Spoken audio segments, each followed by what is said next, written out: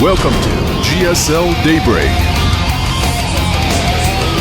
All right, in the bottom left, got our Zerg player. He's got to stay focused here. He lost on the best Zerg map in the GSL Code S. Now he's here, presumably on his second best map, Daybreak. His ID is MVP Sniper.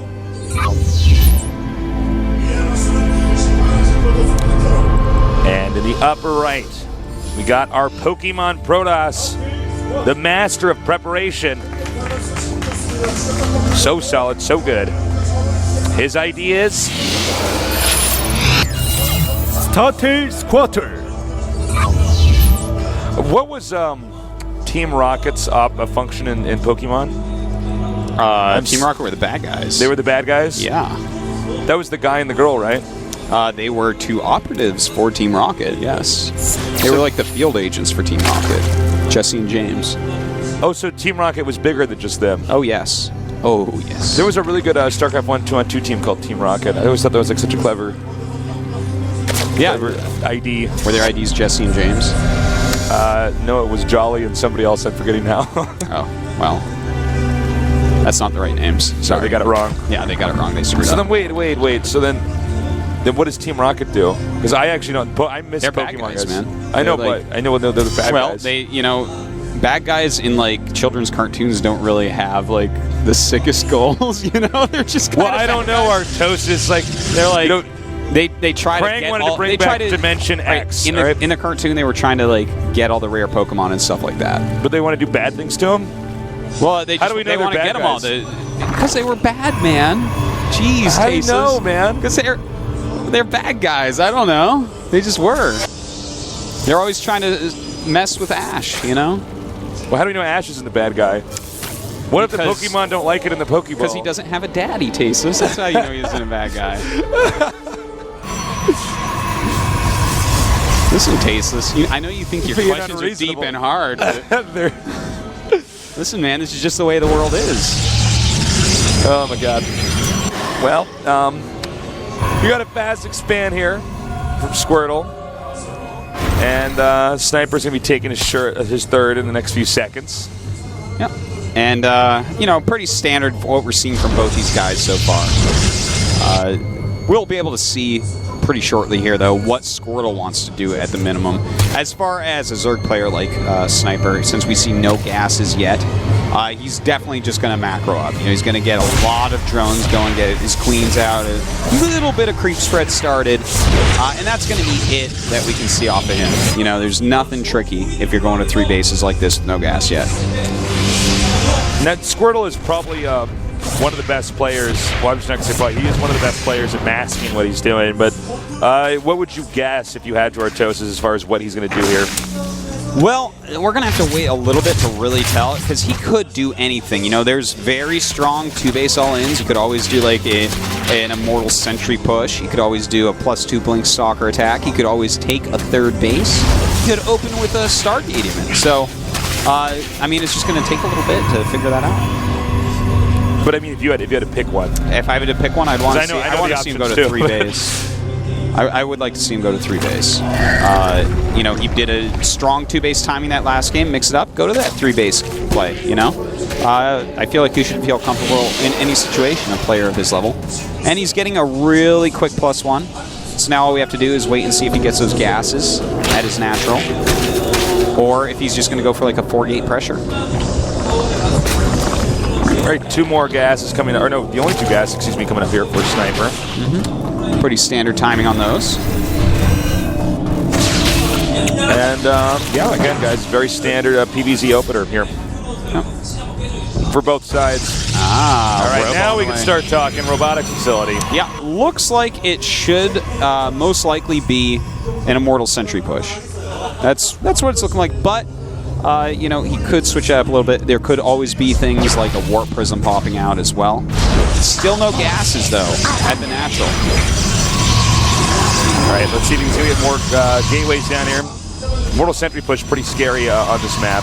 Sure. I think it's one of the scariest builds that there are. Well, it's because you can, if you want to, get in between the second and third base. Yeah. You cut off, or you can attack the third base from the top, which makes it hard to surround, which makes the force field stronger in that sense too. Certainly. Ooh, and he did see something starting there. He's probably going to think it's a gateway, most likely. Maybe it's that fairy from Zelda. Navi. You know, Is Navi, it always Navi, or is Navi just from the 64 one? I don't think it was always Navi. I think it's always Navi, because Navi actually means butterfly in Korean. Yeah, but that doesn't mean it was that character's But name. it's like such a clever way to do it, right? Is you name this thing that looks like a butterfly in a different language. Yeah. But what I'm asking is, like in Zelda, the old ones, they never actually. Did the fairy even have a name? The fairy let us know wasn't on Twitter. always, Somebody let me know. The fairy that helps you is named Navi, but like fairies that you just eat for energy. No, Yeah, those fairies are like. No. All right, now we know. All right, so it is just going to be drop harassment to start off with here. Now he's probably going to go over here to the back on the mineral line because. And he's actually going to make this two-pronged, so he's going to send the Zealots out here first. Now he wants the units out against the Zealots, basically. Exactly. And now the sniper might overreact here and not have anything at home to defend. And, excuse me, he might actually go for the ramp. I take it back, actually. Oh, my God, he is going to go for the ramp. He is going to go for the ramp. He needs to get up right now, though. He should not. He should have actually unloaded those first. That was a big mistake there.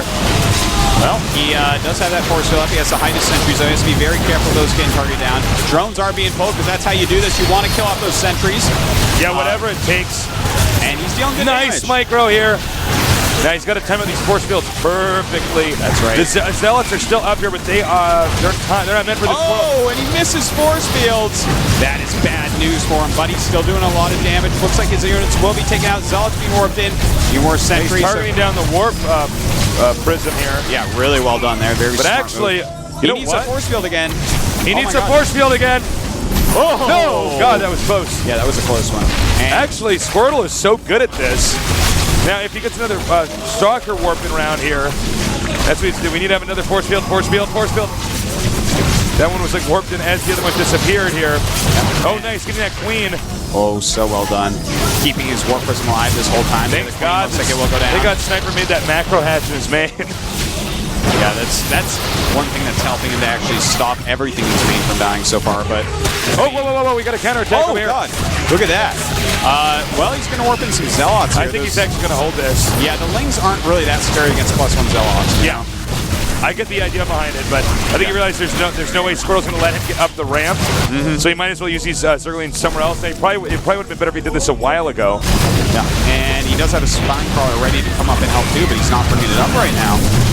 I feel like Squirtle might barely just win this.